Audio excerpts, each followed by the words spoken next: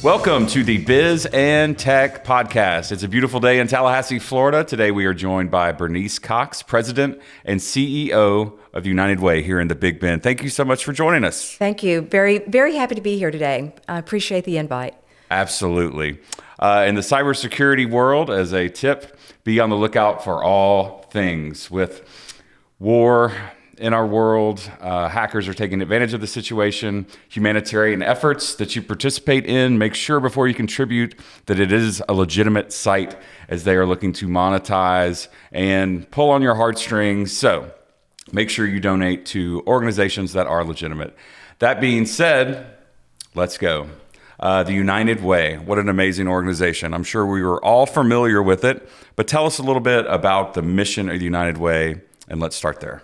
United Way, the Big Bend. We're in 8 counties. We're here in Leon and 7 neighboring counties. The mission is we are considered a trusted partner as far as convening and collaborating and focusing on issues that are really important to our communities as we're looking. And those issues that we focus on are those that impact our neighbors in poverty and those at the edge of poverty or in the ALICE population. And I can share later what that means and a little bit more about that. Absolutely. I saw you in the local news yesterday, partnering with Antoine at Big Bend Habitat for Humanity. Yes. Tell us about that engagement. How do those partnerships work? Obviously, Antoine is a great friend of mine. He was on the show recently, and tell us how that works. Antoine Wright is, as you know, is the CEO of Big Bend Habitat for Humanity. We partner and fund donations, contributions that are given to United Way of the Big Bend, help fund many of our agencies and programs. We fund programs, not agencies. We fund their programs. And as we look at Big Bend Habitat for Humanity, just recently, one of our neighbors, a single mother and her teenage daughter, were able to have their first home and to open have the keys to their first home. And with the Big Bend Habitat for Humanity program, they also helped build that home. They helped clean the land for that home, and there are others that in the community that helped build that home as well. It is a real community effort, and that's just one of many of our partnerships. That is in the area of housing. As we look at root causes of poverty and how can we impact those root causes of poverty and those in the ALICE population, we lean in on housing, and that's from making sure that we partner and fund emergency shelter for children, families, and seniors, to transitional living, because we don't want them in the homeless shelter for long. We want to transition them out, so we fund and partner with programs in transitional living, to rental assistance, and also, again, as you mentioned, Big Bend Habitat for Humanity and some of our neighbors having the chance to get their first home. That's awesome. And when you see other organizations like Second Harvest involved, all collaborating, your name says it, but if you haven't really thought about it, united. I mean, we are, when united, such a strong community and such a strong state and nation. So that's really powerful. And we're 80 years strong. This is our 80th year. We're moving into our 80th year. We're celebrating our birthday this year. So we were just talking about anniversaries off camera. You've got us beat by a long way. Aegis is celebrating 25, and we were talking about Big Brothers Big Sisters celebrating 50. That's great. To have organizations with that much history in our community really is a reminder of how rich we are with people and with organizations that care, and with noble missions to boot. That being said, your background, I know a little bit about it. Lobbying background. Are you still an active lobbyist? Oh, no. Or is that No. on the sidebar? You have a TV show too? Is that still active? Talk us through your career. President and CEO of the United Way of the Big Bend, that's my main focus. I do still have the TV show because it's a feature. It's not a hard-hitting investigative reporting. I like to feature organizations and people in our community. I did lobby for many years. I represented clients before the governor and cabinet, the House and Senate. When I started my own business, I also expanded into Washington, D.C., representing clients before our Florida congressional delegation and both our U.S. senators. Good experience. I've served on several boards, and I served on the United Way of the Big Bend board and the past chair of the board.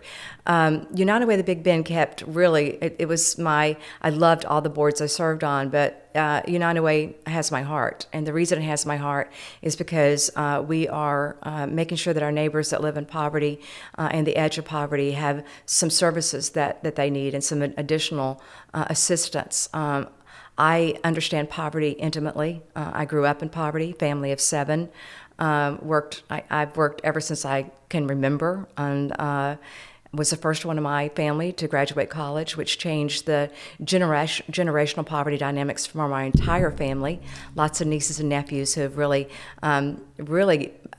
just done greater things than I could ever do as far as their educational experience. And then when I went through a divorce when my son was 3 years old, I became a single parent. In the Alice population, did not know what the Alice population was didn't have a name at that time. Asset limited, income constrained, employed. I was working a full-time job and 2 part-time jobs and still struggling to make ends meet.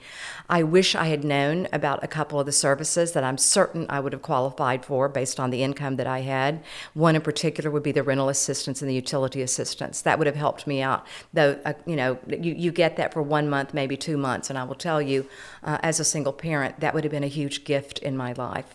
So I just really planned to be interim for a couple of months, and then the rest is history. And really just feel like it's a passion for me to be able to represent United Way of the Big Bend. Most importantly, to represent those in our communities that are faced with challenges in poverty and the edge of poverty. Well, it sounded like the stars aligned to get you in that position. I think they did. So thank you for your service to our community. So you mentioned a childhood, and where was that childhood? Where'd you grow up? I grew up in, you'll like this, East Tennessee. So if you're from Tennessee, everybody will say which part of Tennessee they're from. So East Tennessee, Middle Tennessee, West Tennessee. If you're living in Tennessee, everybody gives that little distinct flavor. East Tennessee and Greenville, Tennessee, which is northeast of Knoxville, in the mountains where it is absolutely gorgeous country. Grew up on a farm there.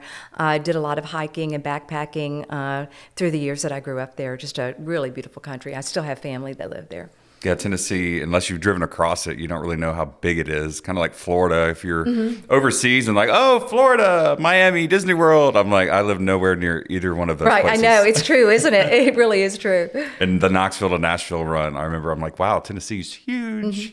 And your childhood, you mentioned having a job since you can remember. What sort of jobs did you do as a kid? Well, when you have we had our own farm, and then because we had major crops that we had on our own farm. One interesting thing is we were organic. We had 3 gardens on our farm. Of course, we grew everything we ate basically, right? And we were organic before it was cool to grow organic food. So that's how I was raised with. Well, I knew you were a trendsetter in Tallahassee, but you were a trendsetter in Tennessee also. So I worked on the farm from a very young age. I remember my teenage years joking kind of to my father that he basically had a lived-in workforce, a labor force, because there were 7 of us and we all worked on the farm. We also were sharecroppers, and for those who do not know what sharecroppers are, that means that not only did we work our farm, but we were hired to work other people's farms. And where I grew up at the time, tobacco was the major producer. We also had dairy cattle. We had wheat, corn, etc. And those were crops that we could make money, have income from. Awesome. And definitely stay in shape too. Jeannie, my wife, and I were watching Tim Tebow get ready for the NFL several years ago, and he's working out on the farm. I get it, yes. He's like farm strong, and we need more of that in our digital world with too many devices and not enough exercise and not enough outdoor time. We could all be more farm strong. Thank you for sharing that. Oh, That's absolutely. That's very powerful. So we just came out of the most bizarre time that any of us have probably experienced in our lifetime, personally and professionally. What new hobbies, activities, TV shows, what kept you occupied when you weren't running one of the most well-known charitable organizations in town? I will tell you that the work of United Way kept me very occupied because we really, I spent 2 days at home. We had virtual meetings, but we were needed. We were like boots on the ground in our 8-county area. We made sure that we distributed funds. We had 2 grants that we could allocate funds to our agencies and the grants, specified what those funds would be used for. And we made sure that we had those funds delivered right away. We then surveyed our agencies and asked, what else do you need other than funding? What resources do you need? And because of our relationship with many of our businesses and corporations, we were able to get supplies that they couldn't find at the time. Cleaning supplies were at a premium at the time.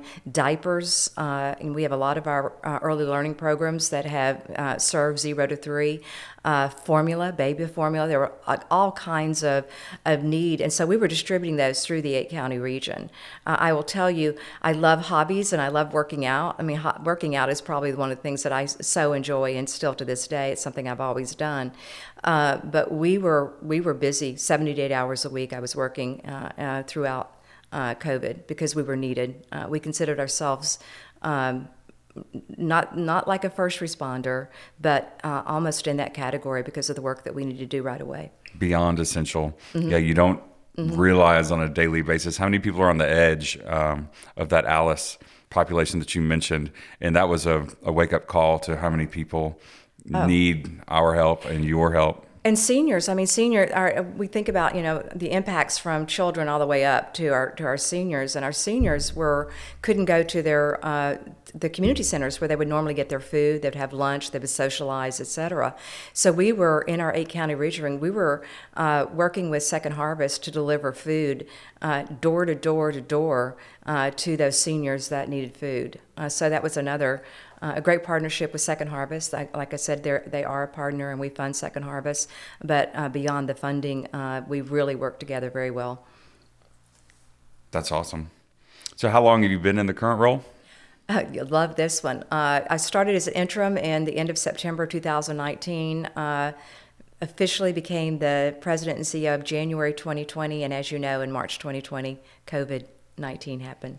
Welcome. Right. I know. Thank you. It was a. Here's how we've always done things. Now reinvent that. Seriously. Good luck. Yeah. Well, and I think we all had to face that. We all faced that, and I think there was something about, for me, the fact that I faced adversity in my life, that I have met the challenges of facing adversity, and I knew that I could survive challenges.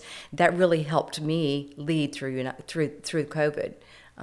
Because I'd been through some tough challenges in my life and was able to not only survive but thrive afterwards. And I think pulling from those experiences and that history really was helpful in leading the organization.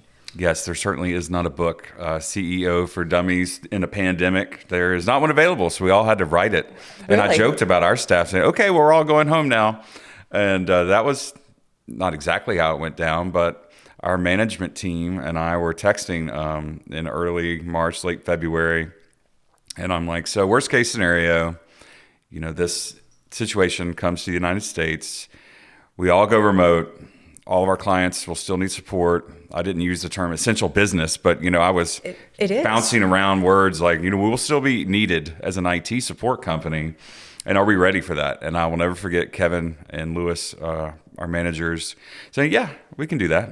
And I'm like, okay, not even a second thought. Like, yeah, we can do that. And little did we know, people would literally. We had a sign on the door as of the end of March, closed. Appointment only. I understand. And people still banging on the door, like not calling, not following the instructions. Like, we need help. We have to work. We have to be connected. And inventing that new business model while your staff is comfortable and safe feeling, whether that's remote or not. I never left the office. I stayed here in Midtown. That was me too. Now I want to be very clear. Although I came to the office every day after that, and we had a couple of other team members who did. We were being safe because we weren't for sure what was going on with COVID. We had all of our meetings virtual. We did our campaign presentations virtual. Thank you for your IT experience and the work that you do, because that's how we were able to really conduct our business for the longest time. And of course, we still lean in on that as an option as well to do our virtual meetings. And it is a new workplace. You mentioned that, Blake. It is certainly a new workplace, and IT and everything, all the creativity allowed us to be able to do that. Well, the whole Zoom phenomenon, and kudos to that company. People gave them a lot of grief for, not responding quick enough to issues. And when Zoom bombing was a thing, when they were getting hacked, well, people were posting their Zoom links on Twitter. for public viewing. So I think they did a great job growing by like 10,000%. Amazing. And I would say 10% of our tickets were all about Zoom. We got one the other day. This is funny, from an unnamed lobbying entity downtown. They had some elected officials coming into the office, big meeting in their conference room, and they put in an emergency ticket with Aegis and said, Zoom's down, internet's down. They were panicking, and they said, let's remote in. We don't want anyone remote in. We want someone here now. And so I said, go ahead, get downtown. That's what we do. And our consultant walked in the room, and literally from across the room, as people were gathering for the meeting, said, your camera lens is blocked by the little cover. That's why Zoom wasn't working. Oh, no. And so they went, oh, no. Yeah. thank you for coming. I will say that has happened to me a couple of times. I was able to figure it out, but it did happen to me a couple of times. Just thank goodness for technology and the way we've been able to work. It has changed, as you know, our workplace and how we hire people. Sure. How we hire new staff, and how we work with our existing staff. Yeah, it's a crazy world. And the benefits, last night we had a Big Brothers Big Sisters board meeting, and the option, come to the office, Zoom in, people did both. And there was still someone who I won't harass on the show, but like they're talking, I'm like, you're on mute. That's still a thing. That's still a thing. All right, so we talked about some challenges, your childhood, your mission with United Way, as a mom. Outside of those, what do you think has been the biggest challenge in your career? I think in the very beginning, in the very beginning of getting into lobbying, I actually got into lobbying because I was a single parent. Like I said, I was doing 3 jobs, which was really challenging, and I added a bit of travel onto that as well. I wanted to be in Tallahassee more for my son at the time. I had started I was working for a company that we oversaw agencies that we worked with associations, and I thought newsletters for the associations would be a good add-on value. Absolutely. And I started attending cabinet meetings and House meetings and Senate meetings, and then writing about them. And as I got to know more lobbyists and attorneys that worked in that area, I thought it was something that I would be able to do. And so one of the associations we represented gave me a chance at that. And then that led to me making a presentation to 3 local law firms to be a non-attorney lobbyist. And that is how I got into lobbying. And it was it was my own challenge within me of saying, I can do this, I think I can do this. And then actually having one of the law firms say yes to my presentation. Because at that time, non-attorney lobbyists were not a thing. I think we had maybe 2 or 3 at the time that were non-attorney lobbyists. Well, we've had Billy Ann Gay on the show when she was with the Florida School Boards Association. We've had Nick Iorassi from Capital City Consulting on the show. And I don't think I took advantage of that opportunity to ask, what's a typical day of a lobbyist like? Walk us through that if you could. Well, the typical day, I'm going to lean in on legislative session because I'd always share with my family during the legislative session, which is typically 60 days out of the year, I am going to be unavailable a lot because it is hard. It is hard work. It is a lot of time. And your typical day is making sure that you know when the committee meetings are, making sure that you've had an opportunity to reach out, that you know the staff, that you know everyone on staff, because staff is critical. Those team members that work with the legislators are really very important, but also that you get to know the legislator. I had an opportunity to work for a former Supreme Court justice, a Florida Supreme Court justice, and one of the things he would share with me, and this was early on in my lobbying career, was you should never have to be called before a meeting, before a committee, unless you're being called to be an expert on an issue, because you should have talked to every legislator on that committee and every staff member that works with that legislator so that they know your issues and you have an idea of where they're going to be, how they're going to vote by the end of that committee meeting. That was a really great lesson for me to learn, and it's how I lobbied, making sure that I had all those touch points. That makes it a lot more work, but it certainly was worth it. And then anyone that's in the lobbying arena will tell you those last 2 weeks of session are, you're on fire the last 2 weeks of session. Not that you haven't been all throughout, but you're on fire the last 2 weeks of session. It is It's easier to kill a bill than it is to pass a bill. If someone's asking you to pass a bill, you should tell them it could take up to 3 years to pass the bill. Sometimes you can pass an amendment to a bill, Right. But killing a bill is much easier than the other. Well, your communication lesson there is applicable to all businesses.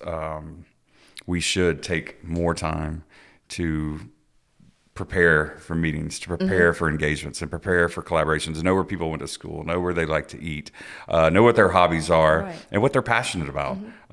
That's a great way to form an authentic business relationship and potentially a good friendship. I agree. Awesome. Thank you for sharing that. So here's the rando question of the day. Are you ready? I am. If you could attend any event in the history of the earth, what would it be? A historical event or anything coming up or United States, Roman Empire, this is Mongolia, interesting. Oh, no, Genghis no. Khan era, whatever no. you want to do. I think it would be the formation of our Declaration, our Constitution, the formation of Constitution. Going back to attending meetings, etc.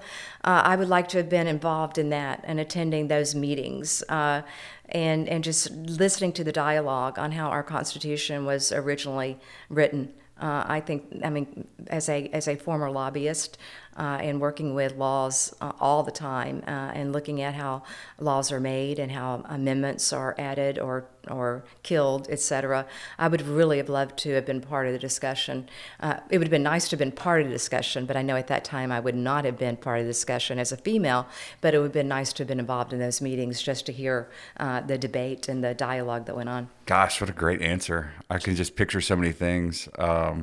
Awesome. I was doing some research for a Twitter column yesterday for floridapolitics.com, and Twitter had blocked the New York Post for 16 days during the pandemic, and it had said, the Post was founded by Alexander Hamilton. I'm like, I didn't know that. Yeah, I didn't No either. clue. I mean, the didn't founding either. fathers had their touches everywhere. Very cool. Great answer. Thank you. So when you weren't working 80 hours a week during the pandemic, what kind of favorite meal and beverage combo did you all have on the home front? I am so fortunate. My husband, Gary, loves to cook, and he is a fabulous cook. I think he could be a chef if he wanted to be a chef, and so I'm very fortunate that he always doesn't need a recipe, just needs an idea, and I just love everything that he makes, all the food What's that he the makes. ratio of that working out? The idea is that a 9 out of 10 success rate, or I would give him a 9. I'm going to give him a 9 out of 10 because we're public right now. I would give him a 9 out of 10. He just tests seasonings and everything like that. sounds like there's a curve there for our audience. A nice ice cold beverage at the end of the day on the weekend is always welcome. And then the food, I love food. We're foodies, so that kind of, I can't even lean in on a very favorite, but yeah. Awesome. Yeah, we've rediscovered some new recipes. Rediscovered, that doesn't make any sense, but you know what I mean. We found some new recipes. I know exactly what you mean. We did a gumbo last week, which we had never attempted. You're doing the homemade roux. Ooh, A lot of stirring. Yeah. Can't burn the roux. Right. That's a lot of, you got to be there. You're babysitting that stuff. Yeah, and Jeannie's like, hand off, you're up. We definitely share those cooking responsibilities. But for a while there, it was just me. When the kids were young, she was shuttling and I was cooking and doing the grocery shopping. But the pandemic, fine-tuned our cooking skills. I started grilling like rack of lamb and things that I had that's never good. attempted. Yeah, Whole Foods will slice them singularly, which is a word I couldn't pronounce early. So that's We're good. good. You did good job. We've done well. We've done well today. But anyway, thank you for sharing that. And I will admit, we share in the cooking. I've done more of that, so I don't want to say that I never cook, but Gary's so good at it that it makes it easy for me to step away sometimes from the cooking responsibilities. Oh, sure. We've even dabbled into meal prep. if you see people, have the Tupperware containers with the Monday through Right, Friday yeah. labels. We haven't gotten there, but we do have Tupperware. And on Sundays, we'll make like some vegetable soup and that's have it good. ready for lunch. That's good. It makes the week flow a lot better.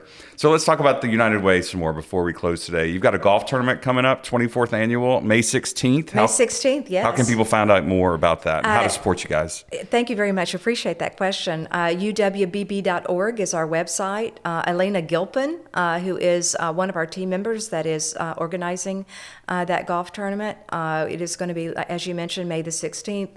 It is a morning golf tournament on a Monday, 9 a.m. We are still looking for sponsors. Would love to have sponsors of that. And we'll start opening up for teams, individual teams, sometime next week. It's going to be fun. It's going to be at Southwood. That's a new venue for us. We're excited about having a new venue there, and looking forward to that. Well, it's perfect timing. The weather is still exquisite here in North Florida. In May, by the 16th, it's going to begin the evolution into the warm times. But May is still so fabulous. It's beautiful. Thank you. So what closing thoughts do you have today for us about yourself, about the United Way? What should we know about you and the United Way? I think a lot of people need to know that about United Way is that we have a lot of programs of our own initiatives that we do. A lot of discussion has been talking about third grade reading levels. If you, as you may know, it is very important to read. If you're in the third grade reading level, because that really makes a huge issue and impact on whether or not you're going to graduate high school. Are you going to have post-secondary education? What your career is going to look like? We've been working on that program for 10 years, and we have now, we plan to have it on steroids after this year because of the significance of that. We've had a lot of learning loss, according to our leaders. That's why summer school is going to be pushed or open this year to all. And we want to make sure that we're there and available with a program that we've had for a decade that has been a successful program in increasing reading levels. Math Pals, a little harder to recruit for Math Pals. Those are volunteers that work with us. I saw that on your website yesterday. That's nice how it scrolls through different content. Very cool. And we have financial literacy. The VITA program, Volunteer Income Tax Assistance Program, has just wrapped up, and that is where we work with the Internal Revenue Service, IRS, to have certified volunteers that can complete those tax forms for those that have low to moderate incomes, and they get a higher return on that. On myself, I'm just happy to do what I do every single day.